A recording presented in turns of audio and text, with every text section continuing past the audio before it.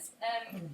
This is the first Industry Friday of the new term, and we're welcoming Paddy Molloy. He's an illustrator based in London, and his work embraces a cross-disciplinary approach. So he's working across illustration, animation, theatre design, and the main aspect of his practice is how collaborative it is. So it's something really interesting for all courses to consider. That's the nature of collaboration, who you're working with and who you're working for. So without further ado, here's Paddy. Thank you very much. Thank you very much. Thank you, Rachel. Thank you, and thanks for so many of you coming along. It's great. It's great to see the interest. It's first of all, what a great college this is. I've just had a wonderful tour by Rachel. Wonderful facilities. It looks like a really exciting working environment. So I look forward to kind of seeing more of your work in the future. This is great. So yeah, Rachel has mentioned I'm an illustrator. I don't know how many of you here are studying on the illustration course specifically. So there's a few. So the few here that aren't, and you may be wondering, well, then why am I sitting in an illustration talk? But I think what I'm going to try and do through talking about my work, a creative image-making practice, is about how you engage others as part of the process of making. So we'll try and discuss a bit of that as we go through, and also go and get a timeline, a crude timeline of how my practice has developed over the years. So I graduated from Kingston University. I did an illustration animation course in 2004. So I've been kind of practicing on and off for about 11 years, and studied briefly at the Royal College of Art in between that. I don't know if everyone here knows what illustration is as such, but the way I come to approach it is a kind of narrative art form. It deals with the constructed image, and quite often, or traditionally, has existed in print form, either through editorial image and advertising. But my interest has been more in how the elements of narrative and image come together, not necessarily where it appears and how it appears. So we'll start with this image. This is kind of an I don't know if people recognise this. This is a newspaper. See, this is the traditional home of illustration, and this is really where I started my development. So if we're talking here about the practitioner as collaborator, well, here I'm working on my own. I'm an independent practitioner. I make images on my own. So where does collaboration fit in with this? Well, it fits in through there being a client relationship. Yeah, so I'm working with a client. I'm also working for a newspaper and with a newspaper and with copy. So there's this element of compromise and negotiation that happens here. These are quite fast turnaround projects. These aren't things you get to labour on. You don't spend, well, you're fortunate if you can spend a week on it, but quite often these things are turned around within a day, maybe 2 days if you're lucky. So, the last one we saw there was for a New York Times. This image here is from a Canadian newspaper. So quite often I would be in a relationship with someone on the other side of the Atlantic, negotiating an idea, talking about images and content, sometimes working unsociably, because when I should be in bed, the American market are alive and kicking. So I'm in my studio when everyone else has left. And quite often these can be, one-off little jobs. That New York Times one was maybe a one-off job. But sometimes you build a relationship with these clients. So this becomes part of a symbiotic two-way relationship with someone else. So this is this illustration and the next few that are coming up from a long-standing relationship I then built up with a Canadian newspaper, and particularly with an art director called Cinders MacLeod, who, through establishing a long-lasting relationship, was able to trust me with a lot more. And through this relationship with working with her, and her kind of getting to know my practice and trust and understand mine, I was able to deliver work for her that was a bit more experimental, a bit more daring, and she gave me a platform. This little rectangle, as we saw with the early ones, that fits inside like a window in a newspaper. She actually gave me a lot of freedom to experiment with what I could do in there. And when she retired from this position, and sadly this relationship's, the working relationship's no longer there, I did admit to her that, through that encouragement, through that relationship with that client, I delivered to her some of my best work but also some of my worst work, and as was the nature of experimenting. And I think she appreciated that and enjoyed that. So it was a wonderful, wonderful time. Sometimes as well with these relationships, it's not always ideal. So with this Globe and Mail, we picked up a relationship that kind of worked, and that art director was able to find the articles that she thought would best suit how I worked or what I was interested in. She'd go, "Oh, you'd be great for this. Come and have a go." I also had a long-standing relationship with The Guardian, which is a British newspaper. But unfortunately, I didn't have that tight relationship, and certainly the things I was given were not best suited to my interests or my practice. So I ran for 3 years drawing the sports column, The Guardian, and if anyone knows anything about me, sport is not the word you'd associate with my universe. But again, it was great because then you have to start negotiating with a client on things you're not comfortable with, things you don't understand. And that became an interesting development for my practice and kind of having to really battle something I wasn't necessarily comfortable with. So when we talk about negotiation or working with a client, we're talking about these images. So I don't know what a lot of your processes are, but certainly within illustration, I know from my experience of teaching, I encourage this happening a lot. We call these thumbnail sketches, quick ideas, get all the ideas down.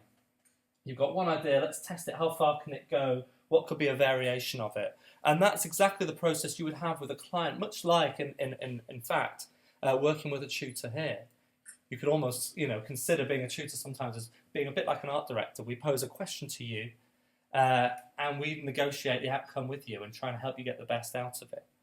So this was for a theatre poster, but this shows a kind of the process of testing out an idea, and this went back and forth with the person who commissioned the work, refining this idea. So we've got this element of the three heads we're working on. This is for a play called The 100 We Are, and it's about a play told through three voices, but the three voices are in fact the same person, and it's the person through different ages of their life. And then this kind of gets refined and developed, and this was the final poster. As things get taken into consideration, what they're looking for, other things they might like in my work, things that excite them, things that deal best with the text. So that's the kind of process. And again, so sometimes that process happens with people that may only work with you once, and you kind of have to be ready to engage with it. But it could be a long-standing relationship, as I said, with the Canadian newspaper. So going back to this idea of the roughs, I don't know as well if any of you get frustrated of having to do all these roughs, and then you get into this fixation of making what I call the final image. And the final image is full of pressure. It's got to be perfect. It's got to be just right. And I don't know about you, but I find that my final image is often not as exciting as some of the initial sketches. There's a liveliness, a looseness in the line that you go, well, actually, yeah, while this is still interesting, maybe it's not as fresh and lively as I'd like. And tell you what, that never really goes away.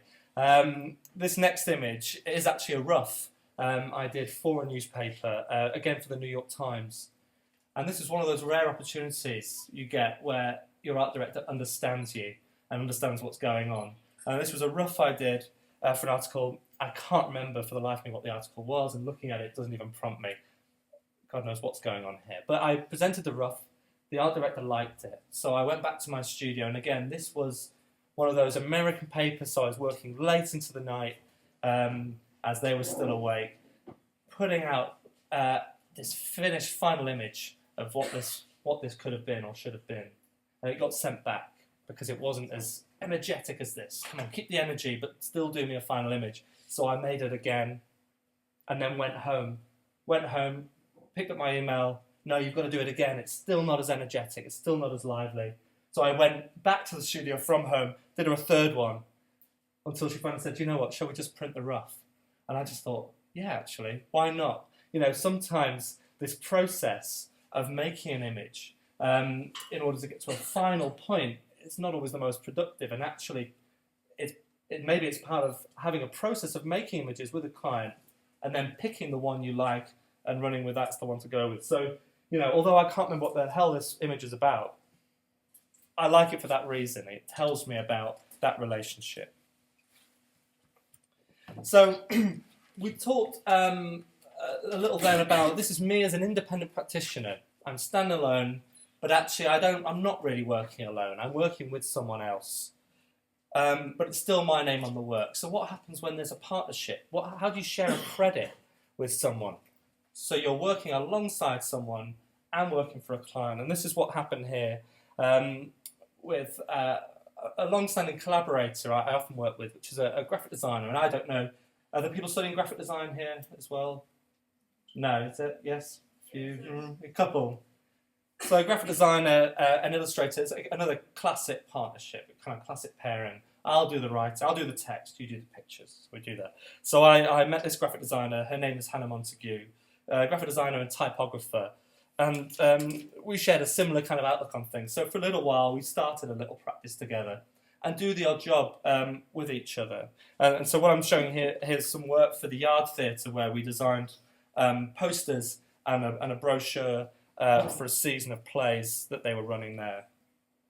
And this was interesting. So we were working with a client, but we also had to work with each other. So this was now kind of a three-way kind of relationship. And I had to negotiate with my partner a joint vision. How do two people have the same attitude and go at something the same way? So we had to agree an attitude, a position, and act more like art directors for this. So as going to the client as art directors saying, what would you like? And we kind of feedback with them saying, well, we think it should be like this. We get the go-ahead. And then instead of commissioning other people to do the work then, me being an illustrator and Hannah being a graphic designer, we could then do the work together. So this was a poster we made for a play that was kind of a mobile play. This happens in the Queen Elizabeth Olympic Park in London, and people walk around and the play happens while they're walking around this site. So I hobbled together an image, a few ideas. Hannah liked it, so she decided to take the same approach with the typography and lay that on top. And likewise, with a series of short plays they were running at the Yard as well. Again, this is a kind of negotiated image, but also negotiated typography. So Hannah's making work that she thinks my images would work well with and trying to help direct how I make images. And I'm also responding to her typographic sensibility and trying to find that relationship. So where do you find these people that you're going to work with? I talked earlier about working with clients, and they can come from anywhere. There could be a cold call you make, an email you send. They might find your website, or they might see your work in the show here and get in contact. How do I meet people, graphic designers like Hannah Montague? Well, actually, I met them here, at a college. So I met her when I was at the Royal College of Art. And I'm sure you meet people and work with people on projects that you think, one day I could really make a project with them and get on with stuff. So I'm just going to talk you through. This one wasn't led with a client. This was a college project I actually did at the Royal College of Art with another graphic designer. And her name was Lola Halifa-Legrand, a French designer. And this came about because we became friends. And we thought, actually, we get on. We're both Gemini, if you believe in that kind of thing. We thought, this is going to work. We'll make this project together. So a project came up. It was a book illustration competition. So it was mainly aimed towards the illustration students on our course. This was a hybrid course of graphic design and illustration.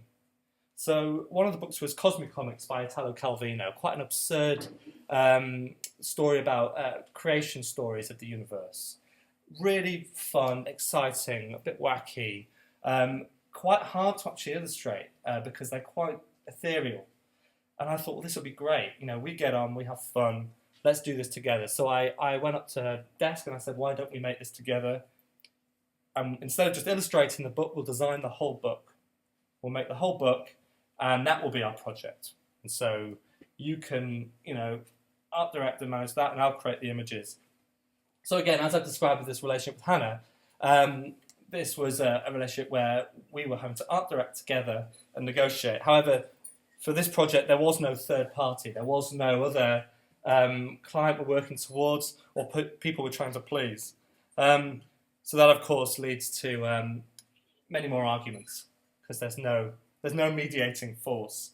But what it did allow us to do was create images like this one, where actually neither one of us made this image. This doesn't look like any image we normally make, but we were free to experiment and actually step on each other's turf a bit. She was making some images, and I was having, again, input into the book design and typographic elements. So some of the typographic forms, using vector to make illustration as a kind of contrast to the more hand-drawn work that I was making. And then playing with image, playing with book form. What can we do with it? So it was more experimental. This is probably a book that could never get made, just because of lots of processes in it. And I put this one last. So I'm just drying out a little bit. This was one of the most contentious images in the book. And this is, again, about how relationships work. I made this image for the book. It was the last chapter. We were down one image, and we didn't know what to do for it. So I said, well, it would be a long story to tell you what the image is about, but I said, I've got an idea. I'll run away and do it. Brought it back, and Lola absolutely hated it. Absolutely hates it. Can't get on with it. Doesn't get it. But we have no other options. So, this becomes a process of kind of arguing. Do we keep it in? Do we send it out? Is there something better we can do? Can we come up with another idea? And that's also the issue here of collaborating, is that element of negotiation. Are you willing to back down? Is the other person willing to concede your idea? How do you share a vision when you don't like every aspect that's in it? Needless to say, I won. The image was in the book. But that did signal a kind of descending kind of relationship quality. So we fell out dramatically, not with this image, but then with the actual printing of the book. It was a disaster. However, we entered the competition, no longer speaking to one another, and we'd only made one copy of the book, which we had to share. We're not really helping each other out here. But we won the competition, and quite a lovely cash prize as well. So that did a little bit to kind of mend our relationship. Money heals is a lesson. I hope we'll learn from that. So I'm going to move on. We talked a bit about the print side of illustration. That's the home of illustration. I think that's what we understand as illustration. There's also another aspect that you'll be more familiar with, that maybe animators are more familiar with, is the idea of screen-based image or animation. But wanting to just move on again, talking about the idea of collaboration and how do you meet collaborators. I want to move into this next section, sharing a meeting with someone else. So this person, or group of people I started collaborating with, a theatre company called Theatre O. That first image I showed you was from a workshop with them, as some of the images on the posters are. They're a physical theatre company. And I had an interest in theatre. As you can see, I did theatre posters. I'd worked with theatres on programme brochures. And while working in a coffee shop, of all places, I was introduced to this person that someone thought I might get on with. And it was this chap, Joseph Alford, artistic director of this theatre company. And we shared a passion for Polish poster design. So we got talking about it. I mentioned, this was quite soon after I graduated, I mentioned that I also like doing animation and talked about my interest in video projection. So he was excited, and we talked about long-running partnerships or relationships with people. His is a working relationship that lasted about 10 years, on and off. So some projects that were realised, and some remained part of a workshop stage or devising stage for projects that never happened. But we worked on and off with each other for 10 years, and maybe in the future. It's been on a bit of a hiatus for now. So here I want to move into working as part of a team. So I've worked on my own, albeit with this exterior influence. Now we've worked as partnership. How do I share credit for something with someone else? Now, how do I exist as an illustrator as part of a more broader collective? This is a team of people. So theatre, what is theatre? I mean, for me, theatre is akin to illustration in that it is a narrative medium. We're telling stories. It's a visual medium, and we're looking at things. However, what theatre does that I think is particularly exciting and taps into a lot of avenues of artistic endeavour is that it incorporates all artistic forms. So we've got the written element. Someone's writing this thing. We've got the sound. There's a sound designer in there. We've got a space. Someone's designed a space, a set where this thing lives. We've got movement. People move. This could be dance, or it could be how people move, use their bodies in a space. We've got performance, the oratory, speaking, talking, singing. And we potentially have images as well in the form of video projection. So what you've got here is a kind of complete whole art form that brings everything together. But no one person is really responsible for the outcome. I can't say I did this. No, I was part of a team that made this. And for me, that became quite an exciting idea. I think it did away with the pressure of having to maintain a particular, although I dread saying the word, style or, aesthetic voice that almost becomes a brand of mine that I can't shake. I can become more of a voice that shares other people's ideas, helps other people realise ideas, or that other people help me realise ideas. So it becomes more of a community spirited endeavour. So moving along, so this, after working with him on various projects, this is one I just want to talk about briefly. So I'd worked with Theatre Row and Joseph Alford on a production, an adaptation of Dostoevsky's Brothers Karamazov, where I made an animation that was projected in the set. And someone tells a story and my projection played alongside. And in a way, that plays that traditional role of text and image as two separate things, or as the image is imposed on the space. And I proposed an idea to them that rather than starting, as it normally does with theatre, with the words first, someone writes the play, and then we make the play, what happens if you start with the pictures or the set first, and we work out what the story is from there? Not a particularly cost-effective idea, but we thought we'd try it out. And the National Theatre Studio in London was a workshop place for theatre, and they thought we should try it out as well. So we built this small set, in their studio. And this was the endeavour of a whole collection of people. So I was involved. I was the illustrator, so I was making images and animations. There was a video designer who was in charge of technically projecting this thing and experimenting with how video can be used in a space. We had the set designer, we had a director, and we had 3 actors, but no script writer. So we worked with this idea of the space. I produced drawings and short films and animations. So I was there for about a week before anyone else was, producing all this work. And then we had 2 weeks in the space to experiment. So I was playing here with ideas of, okay, how do we incorporate elements of, the 3-dimensional and the flat? When you project an object, it projects onto a flat surface. So playing with that, playing with how projected characters might engage with real characters, and just testing all these ideas out. We established one set of rules that we just have kind of 3 archetypal characters: a father, a mother, and a child. So hence the domestic setup. This kind of almost flat cut-out image of a house. So I'm just going to play, I hope they're on, just a couple of clips of what we dealt with. So I produced this stuff, and we just would experiment visually with performers.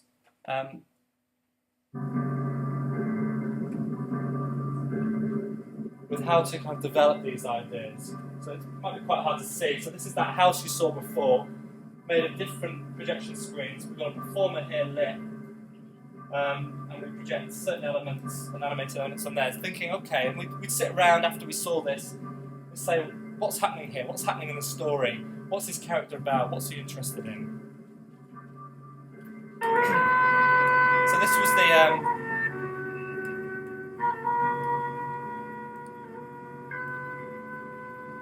There we go. So that was the father character, let's say.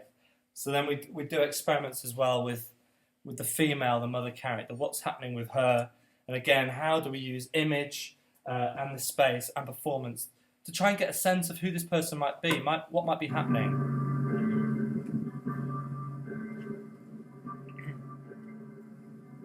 Same music, unfortunately. We didn't have a sound designer, so just a tape player.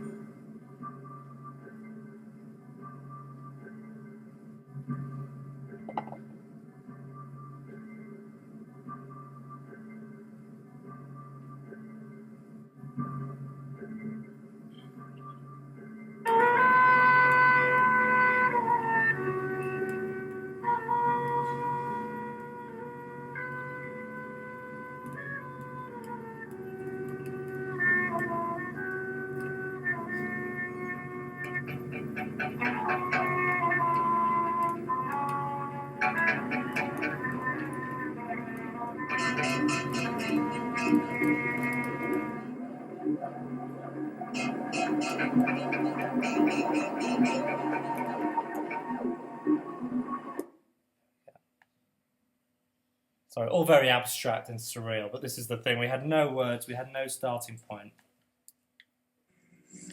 And this was the sun. It was the first time I was aware of death. I was 7. I don't know how it feels. But it's entered my head.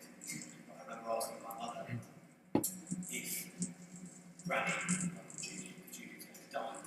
And she said, yes. And then I remember saying, are you going to die? And she said, yes. I said, are you going to die? She said, yes. And I said, well, what happens after that?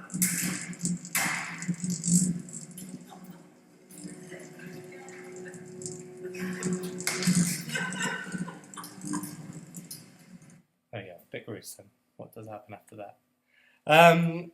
So that was a kind of experiment. So like I say, quite abstract, quite not very easy to develop a narrative from that. But that's what happens when you get a group of people in a room together, chipping in ideas and seeing really what happens and what does happen. So from that, I mean, these ideas got distilled, and we were reading books, and the director found this book, The Secret Agent, and found the characters that we've been working with in this workshop, in this book. This is a book set in the late Victorian era about a plot to blow up the observatory in Greenwich. So we decided we'd actually, through developing these characters, we'd found the characters and could now apply it to another piece of work. So bringing those people back together then, plus a script writer, sound designer and all the other elements, this production was developed. So it didn't look exactly like that, those tests. Much more kind of conventional in terms of a play, but it had been informed through this collaborative experience of making work together, of understanding each other. So this is the poster. It was on at the Young Vic in 2013. So instantly I did the poster as well, because I'm greedy and I want my hand in everything. I'll be in the play and I'll be outside the theatre as well. So developing relationships between in theatre, this kind of layered practice, lots of different disciplines coming together. My interest in theatre grew, and I wanted to explore how my images might work, not only as the poster or the video projection, we'll say the kind of flat elements, but being part of a devising crew and having a visual kind of visual inspiration or idea for a production, could I be involved in other aspects, so such as the set design or the costume? How does that relate to what I'm making as an image maker? So actually this summer I worked on this production, which was at the Unicorn Theatre in London. This is a fantastic theatre. This is a theatre just for people from the ages of 2 to 18. That's quite a wide age range. So obviously they don't go to the same plays, but it's for young people. And I got invited as an illustrator to join a company called Philskit, who are a company of 3 women that were very interested in making interactive theatre pieces, so that they, rather than projecting an image onto a flat surface from a video, actually the images were triggered by sensors and were more interactive. And so I was very excited. I came on board, and then I arrived for my first meeting. At this, bearing in mind this was as the illustrator, animator, so I'm just making my flat images again. And they said, "So are you the theatre designer then?" Realising that there'd been a real mix-up in what my role was intended to be, I just said yes. So all of a sudden, I was now designing the set and the costumes for this production, which was probably foolish because I had no experience in it. But I thought, well, I'm here now, I'll do it. And again, this is about working as part of a team. I'm part of a team, a group of people that are making a complete product, and I'm able to rely on the experiences of other people in the theatre, so costume makers. So although I designed this polar bear, I don't know if you recognise it, it's a polar bear, by the way. The play is about a polar bear and a husky that make friends under the watchful eye of a photographer in the Arctic. So although I designed these masks and costumes and the set, I didn't actually have to make anything. You know, this again is part of collaboration, how you share responsibility, share your skills with one another. And I also then produced images, illustrations and projection for the stage. So, you know, for me, this has probably been the highlight so far of what we call collaborative kind of image making, in that I can't claim all of this. This is, so many people have touched this project. This is something we share together, and that's really exciting. So this kind of brings me on to my last point, and I don't know if I'm overrunning or talking too fast. Might just be about on time. I think I might have timed this just well. The last thing I want to talk about, I'm working on my own. I'm an independent practitioner, and I'm working with an absent client. Then I'm working with a partner, and then I'm working as part of a team. And the next part of the collaboration process I want to talk about is a kind of more invisible one, and it involves these people here, this young girl picking her nose and this guy. And actually this part of the collaborative process applies to all the ones I've mentioned previously, and it will actually apply to all of you regardless of discipline. And then that is the word that Rachel mentioned earlier, which is audience. They're a kind of invisible collaborator in that your work is not finished until someone else has seen it and understood what you were trying to do. It's part of a simple process of getting ideas from your head through a medium, whether that's photography, books, video, through a medium, and your ideas come from your head into someone else's head. That's the completion of the journey. So this production made that really, really clear to me. Because we were making a show for 2-year-olds, I don't know about you, but if they were sat here now, they'd be talking all the way through this production. You know how to sit in a room and listen and watch something. They don't, and they talk all the way through. But they don't just talk about things they're interested in. They're telling us, while they're watching it, what's happening on the stage. This is like having a live feedback while you're making work. It was very funny, the things they pick up on. But it makes it very kind of clear how things get processed and how things work. And so I'm really interested right now in how audience work. I just want to just sticking with that project a little bit longer, I'm just going to play you the trailer that the Unicorn Theatre cut for that production. So in there you see some more photographs of the costume and a bit of the animation that I did. But what you also see is comments from a newspaper. I mean, obviously they're selling the show here, which is a kind of feedback from a newspaper. This is a review. But also feedback from some of the audience members. So again, bringing my work right and the audience right together. You know, they're kind of inseparable in this space.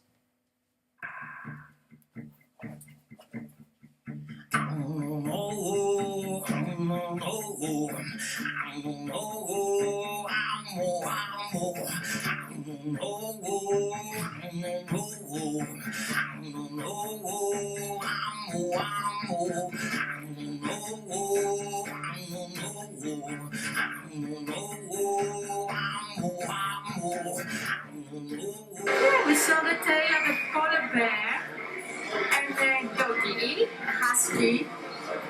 They became friends and then they separated because the ice broke. They were on the different sides and when they missed each other, yeah, they did. It was peaceful, it was calm. It gave a good atmosphere. I think it's a brilliant opportunity. And the sounds and the colors, and especially with the lights. What we really liked was that they finally found each other again. And they played a bit more together.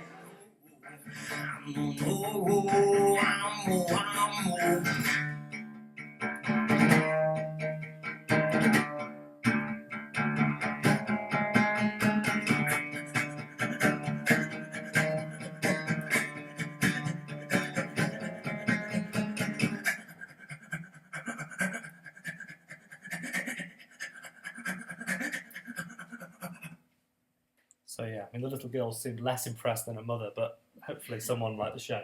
So again, just having that immediate feedback makes you realise, actually, I'm making work for someone else to have, really. Once you make it, it's not yours anymore. So now I'm becoming increasingly interested in how people engage with work, and how and where the work sits. So we're talking now about context and engaging with an audience in some way. So I'm taking you so up to date now. This project hasn't been finished. In fact, I just come from a meeting about this project here. So I'm going to talk you a little bit through this project. And this, in a way, is a culmination of kind of illustration practice and theatrical practice. But I'd like to talk about making public artwork. How do you get work to an audience without them having to pay for it or find it? They can stumble upon it. So we're talking like intervention here. So this is King's Cross in London. So I'm sure many of you have been through here. You get the train. I just had to from Luton, takes you straight into St Pancras, and you're here. So I was invited by an institution in this building here called the House of Illustration. So I recommend you go visit there. There's a museum dedicated, gallery dedicated to illustration in all its forms. Miss Rachel Lilly has exhibited there in the past. Here I was given the opportunity. I proposed an idea to them. What if you had a piece of illustration that sits in this changing landscape, that sits in here, and that people can engage with illustration. And instead of illustration, remember the first image, we had a page of words and an image in the middle. Imagine taking away the words, and what you've got is the kind of rest of the world, the environment. And what if your image just sits in there? And what does the relationship of your image to its environment and to the people around it do? And what does it say? And they're excited. They've taken me up on it. So what we're developing at the moment is a series of 3 projection screens that project images into the space and that address notions of a changing landscape, so that the practitioners, the audience, become characters within this set almost. We're looking at a theatrical set, a kind of constructed landscape, and here's your audience member. And not only that, we're looking at the idea of proximity of the audience to the object might activate the images that are on it. So, as we did with Phil's skit in Breaking the Ice in the play, is using technology and the idea of sensors or infrared sensors to activate images, to give a sense of engagement and agency with the audience. So what we're kind of developing here are 3 screens that are based on 3 architectural archetypes. We've got a pitched roof here, kind of a domestic structure. We've got this arched roof here. This could be maybe an industrial structure or a religious structure. And then a tower. This could be a financial structure or, again, a kind of religious structure as well. And the idea being that we project through these screens different textures, different props, architectural props that change the meaning of these structures and start to tell a narrative about changing landscapes. So this is an area that's in complete rearrangement at the moment. And we want people to kind of, for a moment, stop and think about change, think about how things change. So these kind of images, these textures and buildings and props will slowly fade and interchange, revealing, hopefully, a kind of parallel narrative of this area that they're either passing through or live in or work in. But it's incomplete. It's what I'm doing right now. So you're the first people I presented it to, other than the House of Illustration. So hopefully you'll come and see it. It'll be running in a month's time. So we're in the middle of that at the moment. So yeah, it's just a simple kind of breakdown of that of those 3 structures and ideas. So really that's where I'm up to with my practice. So hopefully I've given you not only an overview of what I do or what I've done as a practitioner, but also why I've done these things and actually who I've done them with. And the message I really want to get across is less about my work, but actually to engage with you and say, don't, regardless of what your practice is or what you make, don't feel that this is something that you always just do on your own, or don't feel that work is all about you and all about yourself. It's not. It's about engaging either with other people's ideas, other people's contributions, it might be engaging with a client or with as part of a partnership or a team, but fundamentally it's also about engaging with an audience, and bringing people together. And I think collaboration, is something actually quite exciting and nothing to be intimidated by, if indeed you were. I don't know, maybe I made an assumption. That's my last slide. It says thank you. Thank you very much to you for listening. Thank you to Rachel for inviting me here. Okay, well, yeah, I thought that was a really, really fascinating talk. I hope it's been valuable for everyone in terms of what does collaboration involve and why is it so important. We're getting to do it all the time, and you'll be doing it more across these 3 years here. I think what was most interesting was how your practice has evolved as well, from this notion of this independent worker from when you first graduated, and it feels slowly over the years it's really broadened and who you collaborate with, from the other practitioner, the graphic designer, with quite a conventional collaboration, to that community of collaborators. So just going to, for the next 15 minutes or so, if you've got any questions, please fire away. Paddy's I'm yours. to any. Yeah. I'm yours. Okay. Yeah. Are there any questions? Yeah. There must be. Yes. Just any advice that you've got for when we first graduate, and how we can nurture collaborations as well as kind of make a living as well from maybe commissions and like your early work in print and things like that. How we can balance the two. It's hard. I mean, there's a saturation of work out there, but what there are of kind of practitioners out there, but there's also a great saturation of work. And where I've found the best advice I can give you, really, and probably what that talk shows you, is diversify. And actually that's where I've been able to kind of stay afloat. In that, yes, the print things were happening, but I was working on other projects with people such as theatre or things at the same time, or working on projects maybe as someone who might be there to advise, a facilitator of someone else's project. But how do you get these things? And that's something, straight after college, yes, it won't hit you in a wave. And it's very easy for me to stand here in half an hour and give you a condensed image of 11 years. But it's gradual. And I would start, first of all, by your immediate surroundings. There are people here that you will know for the next 20 years. There are people I've worked with, and I haven't shown projects here at the case, but people I met on my BA course that I work with, sporadically throughout. And what I used to do when I first graduated, and I studied quite a bit of animation as well, so quite a few of my friends were animators, and of course, animation takes time. It also takes labour. And so I would often get employed by my friends to say, I've got a spare £100 here, could you just do me a day's work? And and it's about being social, really. I hate the word networking, but it's not just about that, but it's about engaging with people have a shared interest, but also being outwardly kind of sharing your ideas with other people and seeing how it works. Does that kind of answer your question? Yeah. There's no, also there's no checklist. It's just, but I think being open is the start. And I did mention, by the way, I met that theatre director in a coffee shop. I was working in a coffee shop for about 3 years. I had to do other jobs as well. And actually, I teach at the same time now as practicing.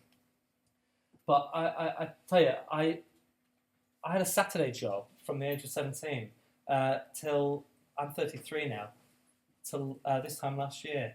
So I have a Saturday job. I was still working in the shop on Saturdays, And it's not to treat that as a kind of defeat on what you're hoping to do or hoping to achieve, but actually it's also a great place to meet people, as is a university, So things happen in coffee shops as well. Any other questions? I've got one. Yes. Obviously, we're all quite precious about our own voice as a practitioner. I think everyone can say that across disciplines. Has there been any times when, obviously you were saying that it's a nice relief of the burden sometimes, but when you felt that actually your voice is being lost in the process of collaborating? Yeah, absolutely. I mean, this is a real concern, I think, more so with illustrators than other practices, in that we deal with an aesthetic language, sometimes an aesthetic shorthand. We might call that style, we might call that a voice, but it's something we attach to ourselves and it becomes a kind of branding. Now, that can be a burden because you may feel that sometimes you're trying to force your work to do something that it doesn't normally do. Or you might find that you're not happy with something because you can't see yourself in it. And it's an ongoing struggle because, of course, I don't know, you've seen a diverse range of projects, but you might see an aesthetic link between them all. But also at the same time, I'm trying to say, no, but what if my work's not visible? Can I say, no, I was there purely as part of a process of developing ideas, and in fact the outcome has no drawing or image making in it at all? I talked about Secret Agent. It started with a very kind of visual, visceral, and at the time that was very much the aesthetic of the work I was making. In fact, they had a shorthand, the theatre company called it kind of, I think they called, I'd do a piece of image and they talk about it, Paddyization or something. We're going to Paddyize the show. We'll put a bit of that on it and it'll be wild. And actually the project we ended up making, The Secret Agent, the images were so pared back in the end and turned down so low and faded so back into the set. They were practically invisible and what I would call is a very expensive lighting effect. So there I had to kind of swallow hard and just say, was this for the greater good? Do I agree with the process of where my images ended up in that show? Maybe not, but that was part of a process, and I can't be too precious. I can't own everything, particularly when you're working with a team. You can disagree, and you can choose not to work with them again. I still do, but it'll always be tricky, I think. Do you have an ideal collaborator for the future, or do you just play it by ear? Play it by ear. I always wanted to work for someone like Complicité, who were a theatre company, but basically because they were doing what Theatre Row did, but had more money. But I've not heard from them yet. My ideal project I'm doing right now, and my collaboration is that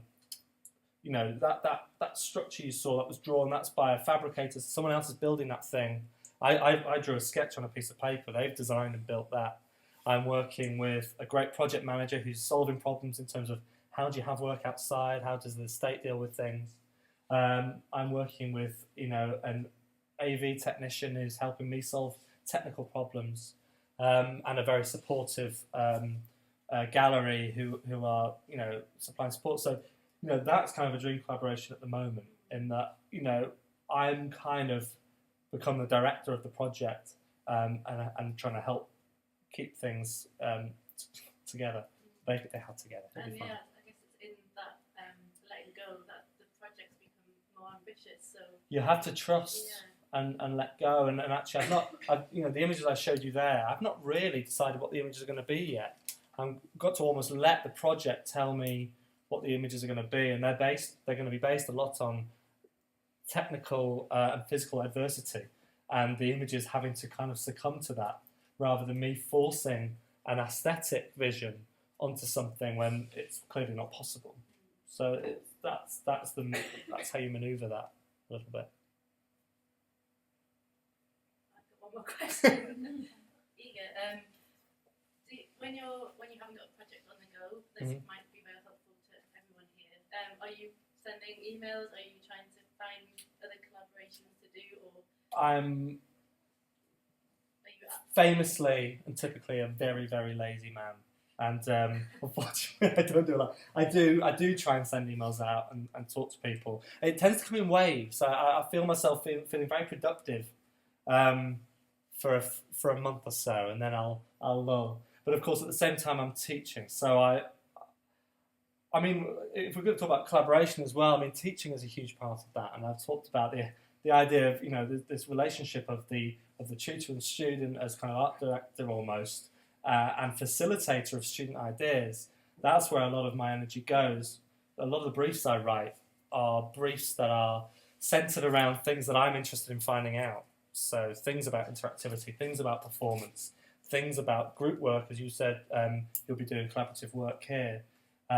Testing, using the kind of studio and educational background as a kind of area of development for ideas as well. But yes, I think you should, although I said I'm very lazy, you should always be active and sending things out. It can be hard, actually, cold calling, cold emailing. Things don't always come back, but it's a mixture of everything. It's going to meet people, it's talking to people, it's being present at things, and sharing your work with people, really. Don't keep it tucked away in your bedroom. It's got to be pointing outwards, not towards you, towards other people. Once you make it, it's not yours anymore. It's for someone else to deal with. Great. Oh, another question. Sorry, what was the name of the abstract surreal play that you did the projected images for? I didn't catch it. Oh, the really abstract surreal thing was just a series of workshops. That was they were a test. So the play we did after that was called The Secret Agent. That was where those abstract surreal ideas developed into a play, but then my images were. Are they online? Are they online at all on your website? These images. I mean, have a look on my website. I've got a very poor website, which is just kind of I've thrown a load of images at a wall. So there's some of that will be on there for you to look at as well. Yeah. Yes. Thank you for coming and having this nice talk with us today. I want to ask because I spent a long time in Poland and always in every place when I was leaving houses, I was changing places, cities. I had always these Polish posters as a decoration in my home, which because you mentioned Polish posters, art, and it's really amazing. They're that's my greatest inspiration. Stanislavski, for example, or which? Yeah, I love Henryk Tomaszewski. I mean, I will write these. I can't spell these names. Sorry. Henryk Tomaszewski, Jan Lanica, who else? And Letmayevsky and practitioners like that. Andrzej Klimowski, obviously, who teaches in London.